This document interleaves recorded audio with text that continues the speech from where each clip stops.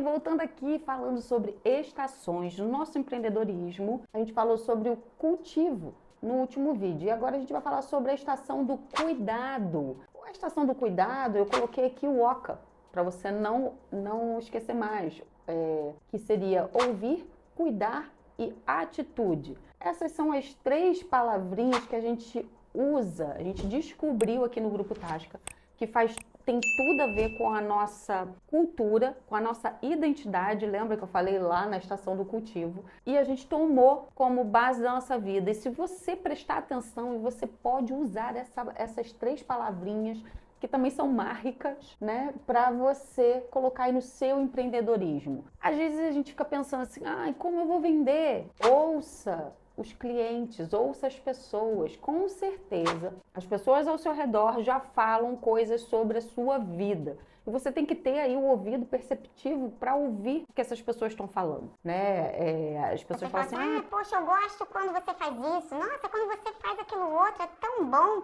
Ou quando você faz um bolo muito gostoso, você é muito organizado. Você tem que começar a perceber o que as pessoas também veem sobre a sua vida e o que elas querem para a vida delas e ver se dá match aí, né? O que você sabe fazer e o que elas estão precisando. Então, sempre é ouvir, cuidar. Essa parte do cuidar é muito interessante quando você vira essa chave para cuidar dos de dentro e também dos clientes, você começa a ampliar a sua carteira de produtos e serviços. E tomar atitude a partir de então, né? Você planejar, talvez você vai ter que voltar, você vai descobrir coisas que você vai ter que voltar lá para a estação do cultivo, que você fala, puxa vida, olha que interessante o que eu acabei de ouvir e acabou de ser gerado dentro de mim, né, de uma forma assim, eu tenho que fazer dessa forma. Então, volta lá para a estação do cultivo para planejar o que você vai servir outras pessoas. Por exemplo, no Grupo Tasca a gente tinha uma dor enorme que era o das igrejas mandarem um movimento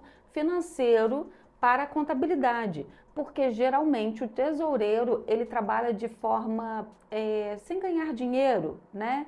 E ele é voluntário e apesar de fazer parte da diretoria, não ganha nada por isso e para sustentar a sua casa tem outro trabalho. Então ele não tem muito tempo para poder organizar tudo isso. E às vezes ficava muito pesado. O tesoureiro faz essa parte. A gente, sem ouvir o cliente, ficava até chateado. Poxa vida, não mandou no prazo, está no contrato e né, você fica com aquela sensação de mal-estar porque né, alguém não está fazendo algo que deveria ser feito com excelência. E quando a gente começou a ouvir com outros ouvidos, que não eram os críticos, a gente percebeu que a gente já trabalha com finanças, com os sistemas e com a contabilidade. Olha que perfeito! Aí nós desenvolvemos um produto, né, um serviço, a partir disso, a partir dessa dor. Então a gente começou a oferecer que é o tesoureiro digital, que é um BPO financeiro para as igrejas, que ele auxilia o pastor e o tesoureiro a partir o quê? Desse passo aqui.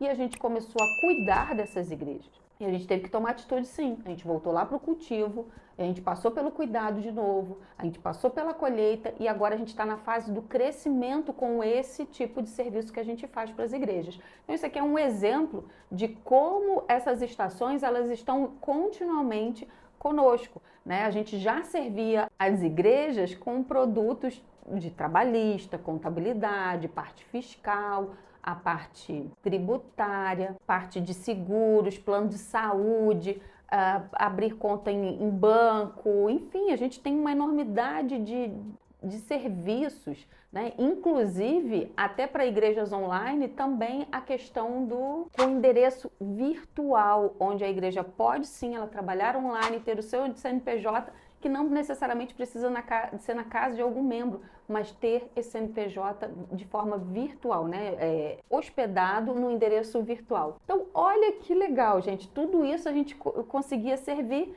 mas faltava essa dor, né? Para suprir as igrejas. Então, você tem que prestar muito atenção o que as pessoas de dentro do seu time estão falando, os seus clientes. Então, nessa estação, servir é o foco. Né? E você pode trabalhar essa trilogia, essas 3 palavrinhas, ouvir, cuidar e atitude, para desenvolver isso.